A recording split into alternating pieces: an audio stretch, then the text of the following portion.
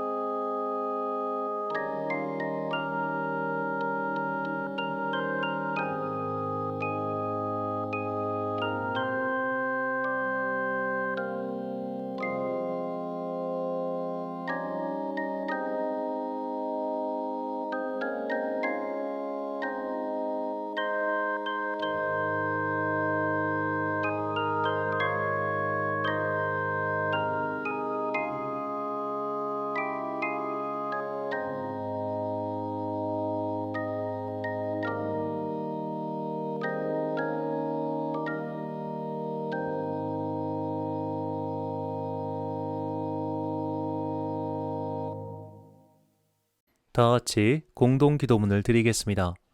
사랑과 은혜가 풍성하신 아버지 하나님, 우리 모두는 본질상 진노의 자녀였습니다. 결코 하나님의 자녀가 될 수 없는 자들이었습니다. 그러나 주님께서 십자가의 은혜로 우리를 하나님의 자녀로 회복시켜 주셨습니다. 그 은혜를 말로만 고백하며 삶으로 드러내지 못했던 우리의 허물을 용서하여 주옵소서. 은혜를 잊었기에 용서가 없는 삶을 살았습니다. 은혜를 잊었기에 원한과 분노를 떠나보내지 못하며 살았습니다. 이 시간 주님의 은혜로 다시 죽었던 우리의 영혼을 되살려 주시고 은혜를 받았으니 받은 은혜를 흘려보내는 주님의 제자로 변화시켜 주옵소서. 이 세상에 전쟁의 기운이 다시 솟아오르고 있습니다. 팔레스타인과 이스라엘 사이에 전화의 기운이 감돌고 있습니다. 서로 미사일과 박격포를 쏟아부으며 한쪽이 한쪽을 완전히 사라지게 만들 때까지 하려 합니다. 큰 장벽을 세우고 불신과 증오를 키우는 이 끝나지 않을 전쟁과 폭력이 그치게 하옵소서. 용서와 화해, 사랑과 은혜가 회복되게 하옵소서. 주님께 예배드리기 위한 귀한 성소가 세워지고 있습니다. 성소를 짓는 것은 재물이 아닌 우리의 간절한 기도이오니 주님께 온전히 예배드리는 성소를 위하여 기도하는 성도가 되게 하옵소서. 주님의 은총과 자비를 구하며 주님께서 가르쳐 주신 기도를 드리오니 하늘에 계신 우리 아버지, 아버지의 이름을 거룩하게 하시며 아버지의 나라가 오게 하시며 아버지의 뜻이 하늘에서와 같이 땅에서도 이루어지게 하소서. 오늘 우리에게 일용할 양식을 주시고 우리가 우리에게 잘못한 사람을 용서하여 준 것 같이 우리 죄를 용서하여 주시고 우리를 시험에 빠지지 않게 하시고 악에서 구하소서. 나라와 권능과 영광이 영원히 아버지의 것입니다. 아멘. 사죄의 선언입니다. 그가 열방 사이에 판단하시며 많은 백성을 판결하시리니 무리가 그들의 칼을 쳐서 보습을 만들고 그들의 창을 쳐서 낫을 만들 것이며 이 나라와 저 나라가 다시는 칼을 들고 서로 치지 아니하며 다시는 전쟁을 연습하지 아니하리라. 야곱 족속아, 오라 우리가 여호와의 빛에 행하자. 아멘. 미움은 상대가 내 눈에서 사라질 때까지 멈추지 않습니다. 지금 팔레스타인 땅은 다시 전화의 기운이 감돌고 있습니다. 아들의 원수를 갚기 위해, 아버지의 원수를 갚기 위해, 조상들의 한을 풀기 위해 서로가 서로에게 증오의 미사일을 쏘아대고 있습니다. 이 증오의 연세가 끊어지도록 함께 기도합시다. 이스라엘 나라가 구약 성경에 나온 하나님의 뜻을 깨닫고 미움의 미사일이 아닌 평화의 손을 내밀고 높이 쌓은 담벽을 스스로 무너뜨리는 그날이 오길 간절히 기도합니다. 다 같이 교독문 85번을 교독하시겠습니다. 사랑하는 자들아, 우리가 서로 사랑하자.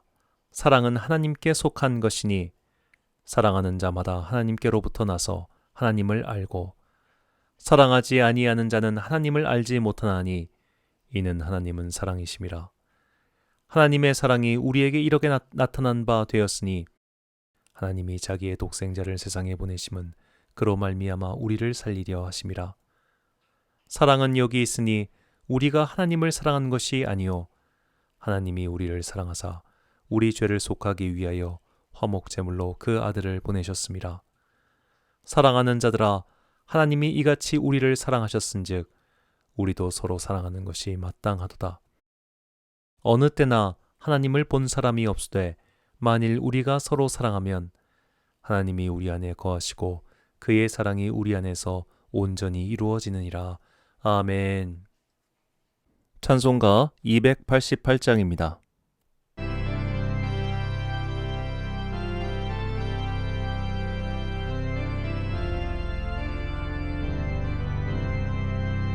예수를 나의 구주 삼고 성령과 피로써 거듭나니 이 세상에서 내 영혼이 하늘의 영광 누리도다.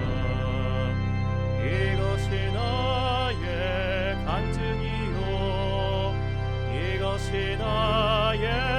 찬송일세 나 사는 동안 끊임없이 구주를 찬송하리로다.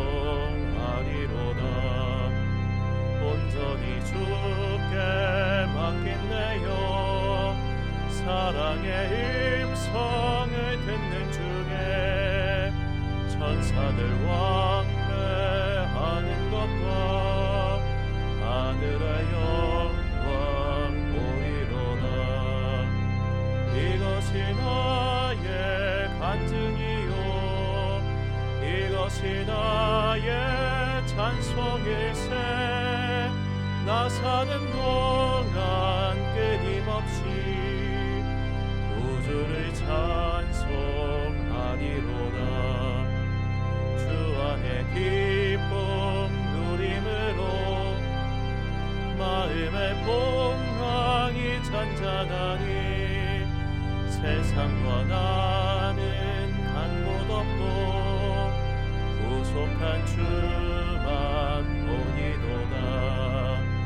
이것이 나의 간증이요 이것이 나의 찬송일세 나 사는 동안 끊임없이 구주를 찬송하리로다.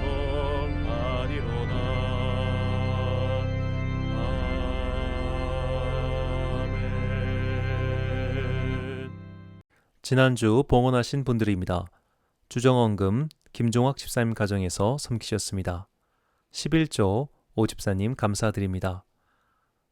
헌물 박웅희 목사님께서 십자가 헌물하셨습니다. 교회 공사기간 중에는 수요 예배와 주일 예배만 송출을 합니다. 교회 소식을 알려드리겠습니다. 교회 내부의 큰 공사는 모두 끝이 났습니다. 이제 남은 큰 작업은 외부에 걸릴 간판과 옥상의 방수 공사입니다. 6월 첫째 주부터는 새벽 기도, 수요 예배, 금요 기도, 그리고 주일 예배까지 정상적으로 드릴 수 있도록 준비 중입니다. 또한 내부 정리를 계속 진행 중입니다.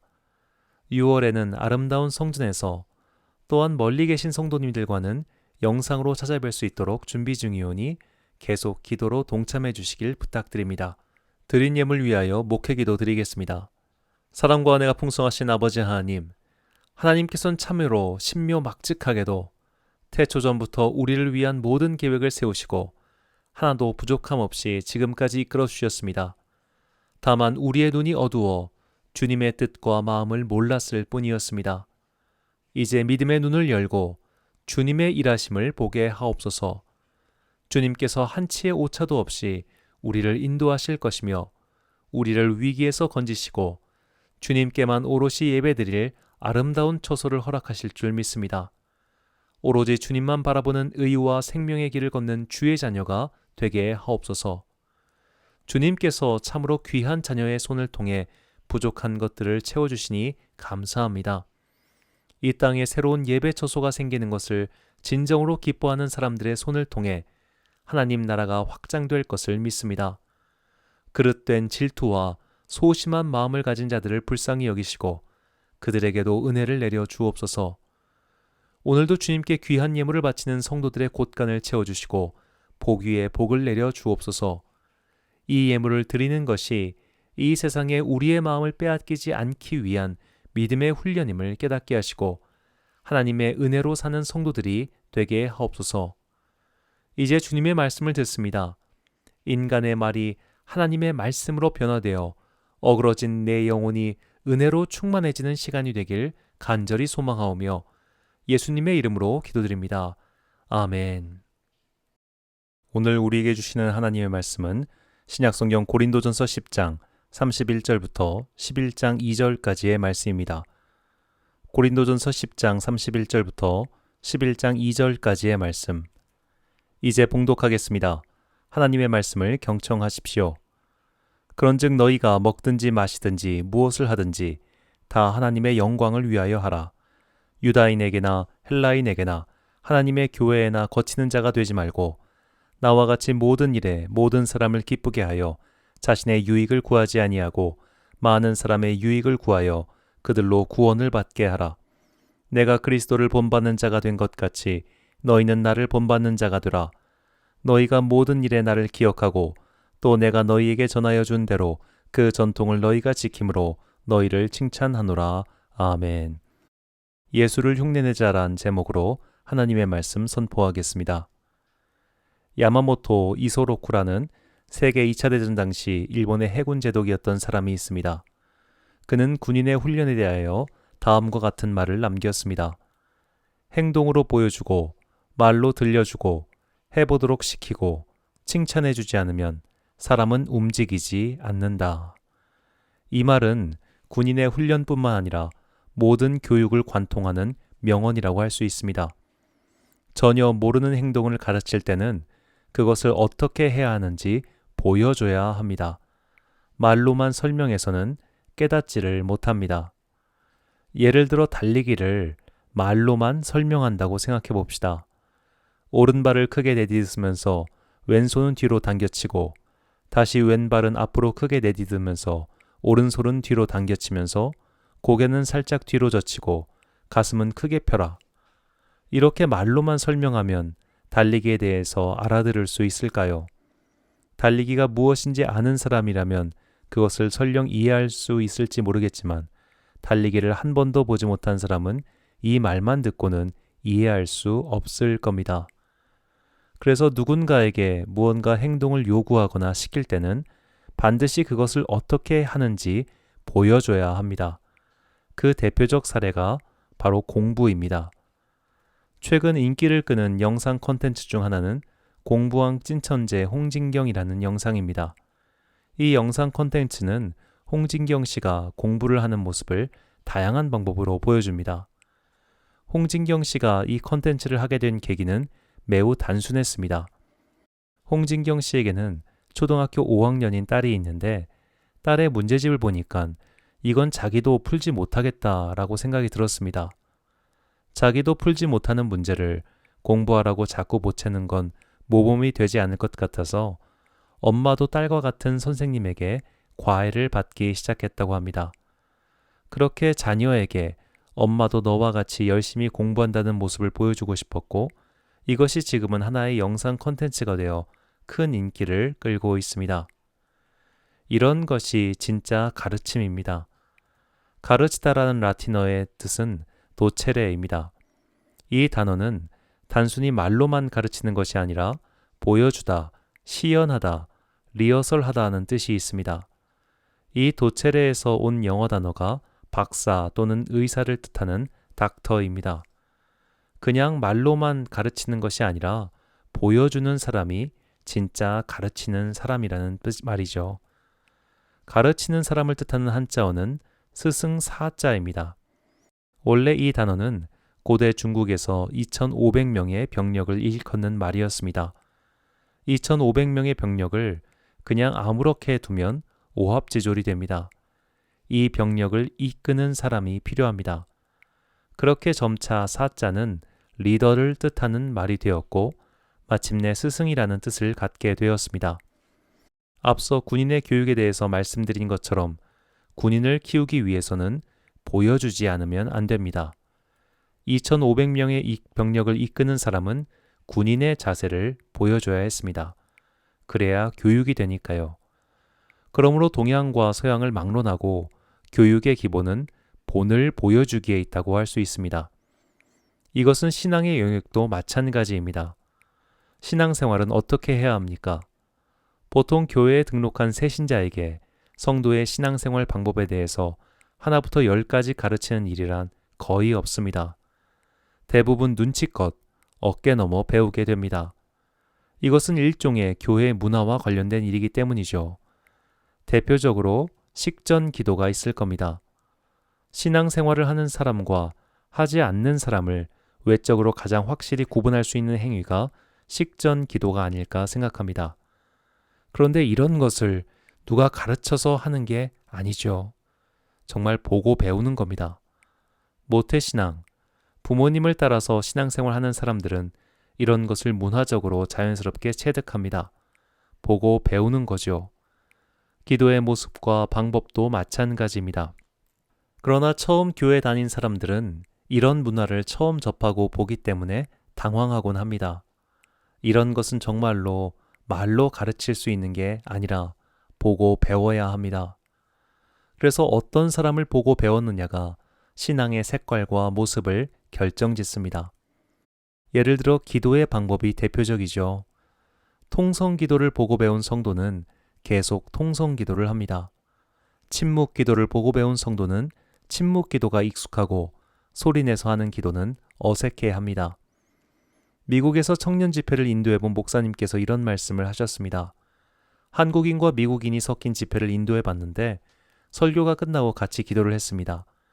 그런데 미국인들은 그냥 가볍게 몸을 흔들면서 조용히 Jesus 혹은 God 이렇게만 했다는 겁니다. 그래서 그 시간이 끝나고 미국인들은 다 보내고 한국인들만 남아서 통성 기도를 했다고 합니다. 통성 기도는 확실히 한국 개신교회만의 특색이기도 합니다. 신앙생활에 있어서 보고 배우는 게 중요한 것은 오늘날 우리만의 문제가 아니었습니다. 초대교회 또한 무엇보다 보고 배우는 게 중요했습니다. 초대교회는 처음에는 유대교의 양식을 따라서 모여 행동했습니다. 그래서 예루살렘 초대교회 공동체는 사실상 유대교의 분파 정도로 대중들에게 인식되었습니다. 마치 에세네파와 같이 좀 상이한 신앙 공동체라고 말이죠. 그러나 기독교의 복음이 유다 땅을 넘어 지중해 세계로 뻗어나가면서 유대교의 색채는 옅어지고 기독교만의 특별한 색채를 띠게 되었습니다. 이런 것을 몸소 보여준 사람이 사도 바울이었습니다. 유대인이 아닌 사람들에게 기독교인으로서 어떻게 살아야 하는지를 사도 바울은 하나씩 보여주는 수밖에 없었습니다. 그렇게 하나씩 가르쳐준 교회가 바로 고린도 교회입니다. 사도 바울이 처음 목회한 교회는 안디옥 교회입니다. 안디옥 교회는 사실상 무직자 신세였던 바울이 사역할 수 있도록 자리를 마련해 줬으며 그를 선교사로 파송해 준 모 교회 같은 교회입니다. 그런데 오늘날 바울이 안디옥 교회에 보낸 편지는 하나도 남아있지 않습니다. 심지어 그가 안디옥 교회 사람들과 어떤 대화를 나누었는지 그들에게 무엇을 가르쳤는지도 남아있지 않습니다. 이걸 달리 생각한다면 안디옥 교인들에게는 바울이 굳이 무언가를 더 가르치거나 고칠 것이 없었다는 소리이기도 합니다. 그러나 고린도 교회는 그렇지 않았습니다. 사도행전에 드러난 바울의 행적을 살펴보면 바울이 가장 오래 머문 것은 에베소입니다. 바울은 거의 3년 가까이 에베소에 머물면서 회당에서 강론하고 사람들을 가르쳤습니다. 바울이 예루살렘으로 떠나기 전 마지막으로 이별의 인사를 나눈 사람들도 에베소 교회의 장로들입니다. 바울은 안디옥 교회를 들러서 장별 인사를 하지 않았습니다. 그만큼 에베소 교회는 그에게 특별한 교회였습니다. 이 에베소 교회 다음으로 많은 시간을 보낸 교회가 고린도 교회입니다.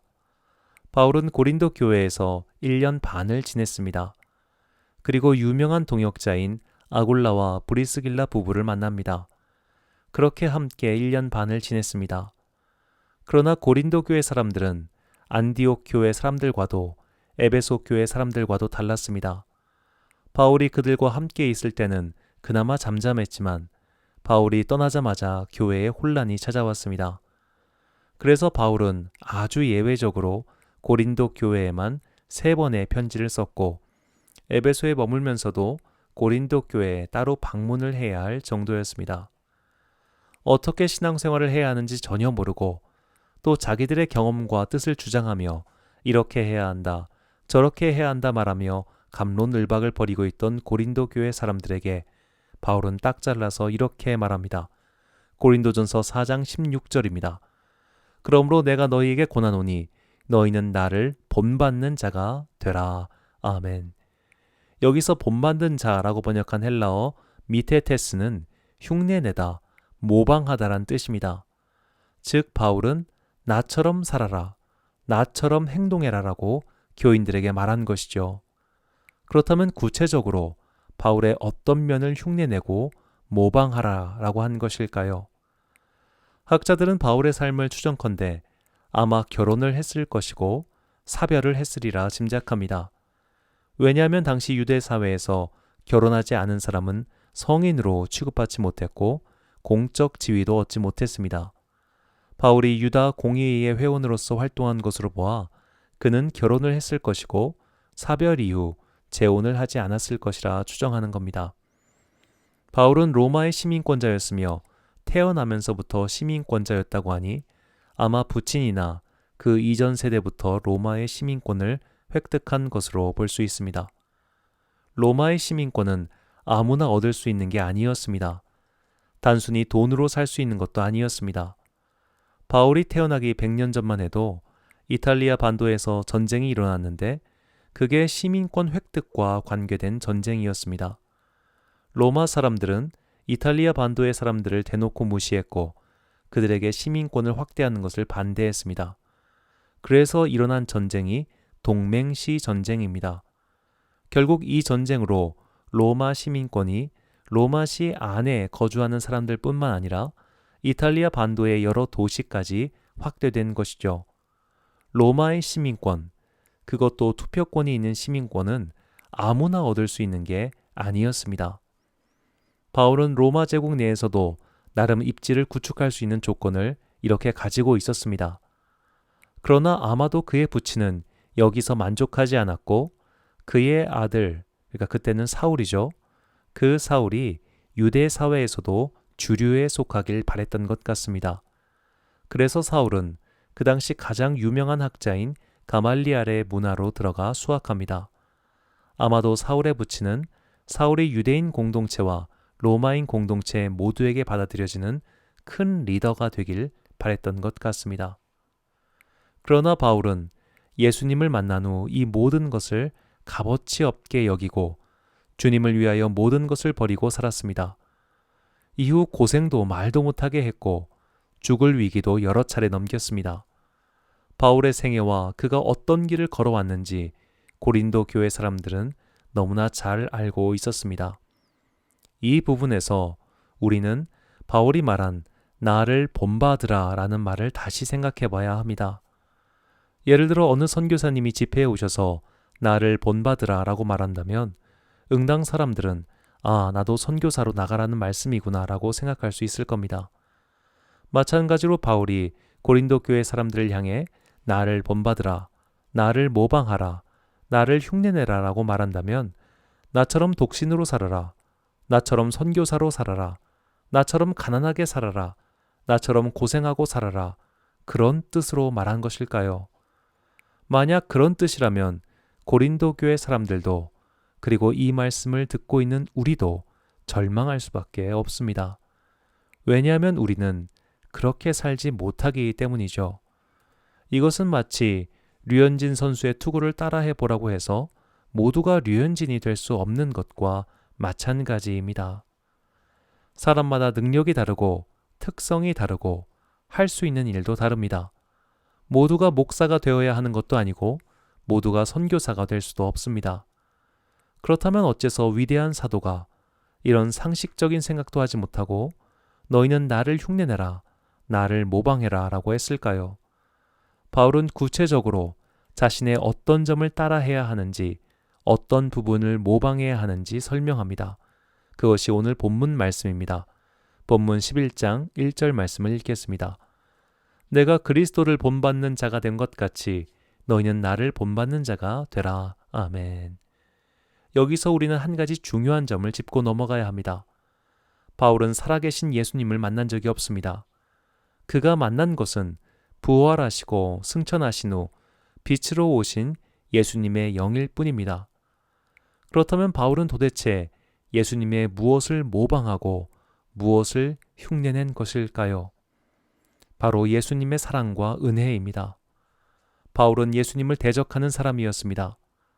예수님을 믿는 사람들 잡아 가두는 교회의 입장에서 볼 때 악당 중에 악당이었습니다.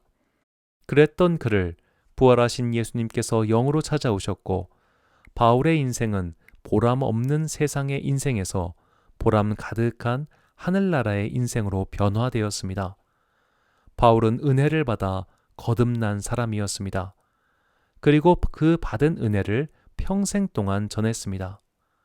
바울이 고린도 교회뿐만 아니라 그가 만난 모든 성도들에게 전한 것은 바로 내가 은혜를 받아 은혜를 전하며 살았듯이 너희도 받은 은혜를 전하라는 것이었습니다. 에베소서 5장 1절과 2절 말씀입니다. 그러므로 사랑을 받는 자녀같이 너희는 하나님을 본받는 자가 되고 그리스도께서 너희를 사랑하신 것 같이 너희도 사랑 가운데서 행하라. 그는 우리를 위하여 자신을 버리사 향기로운 제물과 희생 제물로 하나님께 드리셨느니라. 아멘. 옛날에 많이 불렀던 복음성가 중 낮엔 해처럼 밤엔 달처럼이란 찬양이 있습니다. 그 찬양의 2절 가사가 예수님처럼 바울처럼 그렇게 살 수 없을까입니다. 우리는 예수님처럼 살 수 없습니다. 우리는 바울처럼 살 수 없습니다. 그분들을 완전히 흉내내고 모든 것을 모방하는 것은 불가능합니다. 그러나 예수님께서 죄인들에게 은혜를 베푸셨듯이 바울이 은혜로 거듭나 은혜를 전하고 살았듯이 우리는 그렇게 은혜로 살고 은혜를 전하며 살 수는 있습니다. 사도 바울이 우리에게 원했던 것은 바로 이것을 모방하고 이것을 흉내내길 바랬던 것이죠. 5월 15일은 스승의 날입니다. 스승의 날은 1963년 전국 청소년 적십자에서 은사의 날을 제정하고 행사를 거행한 것이 시초입니다. 그렇다면 왜 5월 15일을 스승의 날로 삼았을까요? 그날이 바로 세종대왕의 양력 탄생일이기 때문입니다. 세종대왕의 가장 위대한 업적은 한글 창제입니다. 한글의 정식 이름은 훈민정음입니다. 백성을 가르치는 바른 소리란 뜻이죠. 훈민정음 해례본에는 한글을 창제한 이유를 다음과 같이 밝힙니다. 너무나 유명한 말이죠. 우리나라 말은 중국말과 달라 한자와는 서로 통하지 아니한다. 이런 까닭에 한자를 모르는 백성들이 말하고 싶은 것이 있어도 기록으로 남기지 못한다. 내가 이것을 딱하게 여겨 새로 28글자를 만드니 백성들은 이 글자를 배워 누구나 문자로 자기가 하고 싶은 말을 전해라. 이처럼 스승은 말로만 뭔가를 전하는 사람이 아닙니다. 배우는 상대방을 고려하여 그들의 수준에서 알아듣기 쉽게 보여주고 흉내낼 수 있게 해준 사람입니다. 스승의 날은 그런 스승을 기리고 감사한 마음을 전하는 날이죠. 그렇다면 신앙인에게 참 스승은 당연히 예수 그리스도입니다. 그런데 성경은 예수님을 가리켜 스승이라는 표현을 잘 사용하지 않습니다. 우리가 익히 아는 목자라는 표현을 더 많이 사용합니다. 목자는 양보다 앞서 길을 갑니다. 양이 갈 길을 미리 알고 인도해 줍니다. 성경이 말하는 스승의 가장 좋은 모습이 바로 목자이며 목자의 가장 아름답고도 완전한 모습을 보여주신 분이 바로 예수 그리스도입니다. 그러므로 우리는 목자이신 예수님께 감사하며 그분께서 가르쳐 주시고 보여주신 길을 가야 합니다. 그 길을 따라가는 사람들이 예수님의 제자이며 예수님의 제자들은 예수님께서 보여주신 생명의 길, 은혜의 길을 걸어가는 사람들입니다. 스승의 날 이튿날인 5월 16일 주일을 맞이하여 참 스승이며 참 목자이신 예수님의 길을 따라가겠다고 다짐하는 제자로서 우리는 오늘 우리의 상태를 점검해야 합니다. 주님께 받은 은혜가 무엇인지 아십니까? 그 은혜를 알고 있다면 그 은혜를 따라 은혜를 전하며 살고 있습니까? 이것은 단순히 바깥에 나가서 복음 전도를 하며 사는 것을 뜻하지 않습니다. 주님께 받은 은혜란 죄인인 우리를 받아주신 은혜입니다. 본래 죄를 따라 살고 있기 때문에 죽을 수밖에 없는 우리를 주님께서 은혜로 살려주셨습니다. 그렇다면 우리도 마땅히 다른 사람들을 은혜로 대함이 옳지 않겠습니까? 받은 은혜를 다른 이에게 은혜로 흘려보내야 한다는 유명한 이야기가 마태복음 18장에 나오는 1만 달란트 빚진 자의 비유입니다. 1만 달란트 빚진 자가 도저히 빚을 갚을 수 없어 파산에 이르자 주인은 그 빚을 무상으로 갚아줍니다. 그렇게 큰 은혜를 받자마자 그는 100데나리온 빚진 사람을 고소하여 옥에 가둬버립니다. 1만 달란트와 100데나리온은 비교가 불가능한 금액입니다.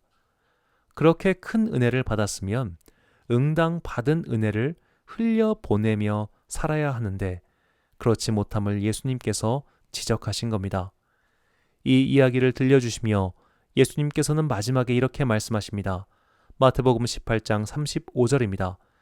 너희가 각각 마음으로부터 형제를 용서하지 아니하면 나의 하늘 아버지께서도 너희에게 이와 같이 하시리라. 아멘. 여기서 용서하다라고 번역한 헬라어는 아피에미입니다. 이 단어의 뜻은 보내다, 떠나다, 내버려두다입니다. 성경이 말하는 용서는 상대방의 변화가 아닙니다. 세상이 말하는 용서는 상대방의 사과를 먼저 요구합니다. 진실한 사과를 해야 비로소 용서가 성립한다고 말합니다. 그러나 성경이 말하는 용서는 그렇지 않습니다. 내가 받은 은혜가 크기 때문에 그냥 놓아주는 겁니다. 그냥 떠나보내는 겁니다. 상대의 진실된 사과나 행동의 변화를 요구하는 것이 아니라 그냥 놓아주는 겁니다. 이것이 예수님의 용서와 은혜입니다. 우리가 은혜 받을 만하니 은혜를 주신 것이 아닙니다. 우리가 하나님의 자녀가 될 만하니 자녀로 삼아주신 게 아닙니다. 우리의 예배가 받으실 만하니 받아주신 게 아닙니다. 그냥 그 부분을 제쳐두고 그 부분을 놓아주고 우리를 먼저 받아주신 겁니다. 바울은 이 진리를 깨닫고 너무나 감격하여 다음과 같이 주님의 은혜를 가르쳤습니다.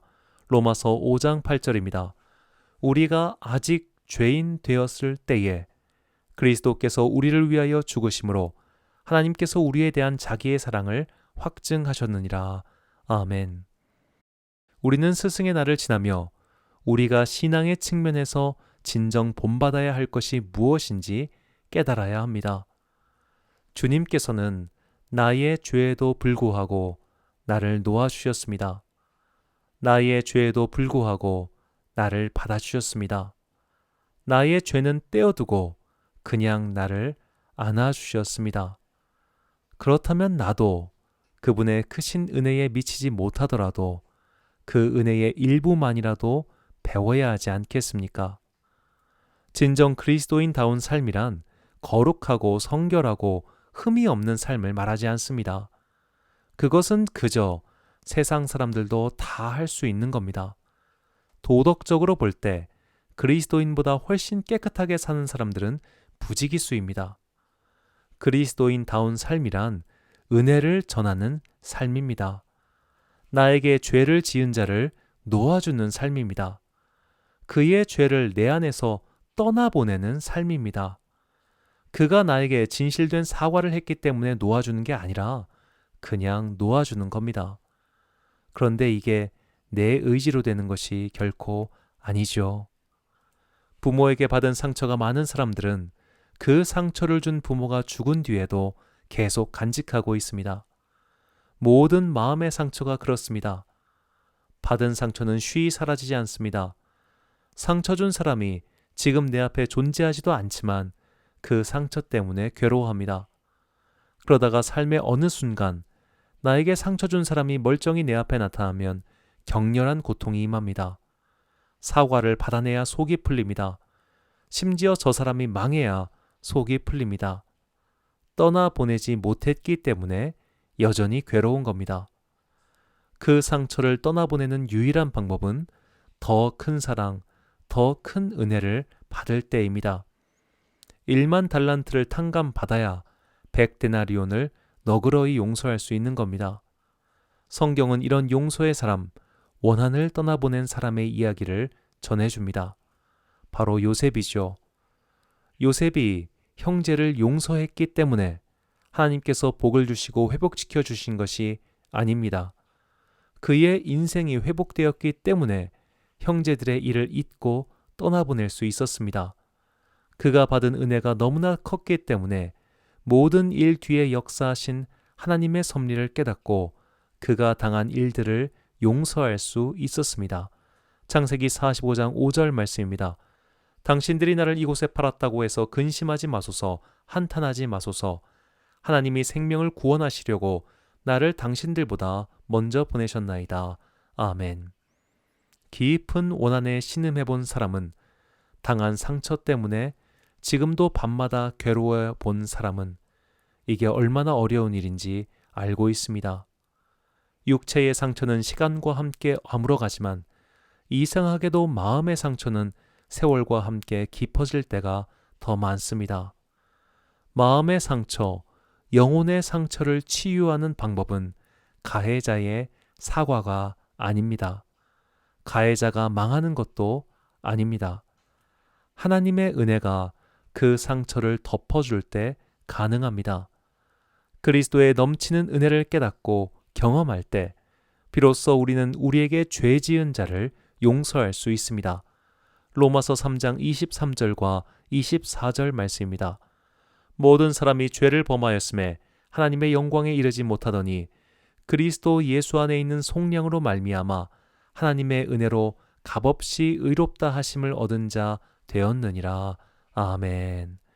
사랑하는 로뎀교회 성도 여러분, 그리고 이 예배를 함께 드리시는 귀한 주님의 자녀 여러분, 우리는 주님의 은혜를 모방하는 자들이 되어야 합니다. 그 은혜를 흉내내는 자들이 되어야 합니다. 모방이나 흉내는 결코 원작을 뛰어넘을 수 없습니다. 하지만 적어도 모방과 흉내를 낸 작품을 보면 원작이 어떤 것인지 대략이나마 알 수는 있습니다. 그리스도를 흉내내는 삶은 예수님처럼 정결하고 흠없고 죄 안 짓는 그런 것을 뜻하지 않습니다. 그분께서 우리에게 베푸신 은혜를 기억하고 나 또한 은혜를 흘려보내기 위해 나에게 잘못한 사람을 떠나보내는 삶입니다. 마음의 원한을 떠나보내십시오. 깊은 상처와 분노를 놓아주십시오. 그것을 위해 은혜를 깨닫게 달라고 간구하십시오. 내 의지로는 그런 것들을 놓아줄 수가 없습니다. 내 생각대로 상처와 분노와 원한을 잊을 수가 없습니다. 더 큰 은혜가 상처를 덮고 원한을 덮을 때 비로소 우리는 보내야 할 것을 보내고 떠나야 할 것에서 떠날 수 있습니다. 그것이 그리스도를 모방하는 삶, 그리스도를 흉내내는 삶입니다. 우리가 본받아야 할 신앙의 원형이 바로 이것입니다. 주님의 마음, 바로 그 은혜와 사랑의 마음을 본받아 마침내 떠나보내야 할 것, 잊어버려야 할 것을 잊어버리는 더 큰 은혜의 성도가 되시길 주님의 이름으로 축원합니다. 기도하겠습니다. 사랑과 은혜의 아버지 하나님, 하나님께서는 우리가 잘나고 특별하고 죄가 없어서 구원해 주신 것이 아닙니다. 남들보다 정결하고 거룩해서 택해 주신 것도 아닙니다. 우리는 본질상 죄의 자녀였습니다. 진노를 받아 죽어야 했습니다. 벌을 받아야 마땅했습니다. 그러나 주님께서 한량없는 사랑과 은혜로 천국의 자녀로 삼아 주셨습니다. 그 은혜를 더욱 깊이 깨닫고 체험하길 원합니다. 그래야만 잊을 수 있습니다. 그래야만 떠나보낼 수 있습니다. 그래야만 원한과 분노와 죄에 사로잡힌 인생에서 벗어날 수 있습니다. 이 시간 주님의 마음을 본받아 살고자 하오니 우리에게 살아있는 주님의 은혜를 풍성히 내려주옵소서. 주님을 본받아 원한을 잊고 은혜로 살았던 바울처럼 우리도 큰 은혜를 잊지 말고 원한은 떠나보내는 예수님을 흉내내는 제자가 되게 하옵소서. 이 모든 말씀 우리의 모범이시며 참 스승이신 예수 그리스도의 이름으로 기도드립니다. 아멘. 찬송가 455장입니다.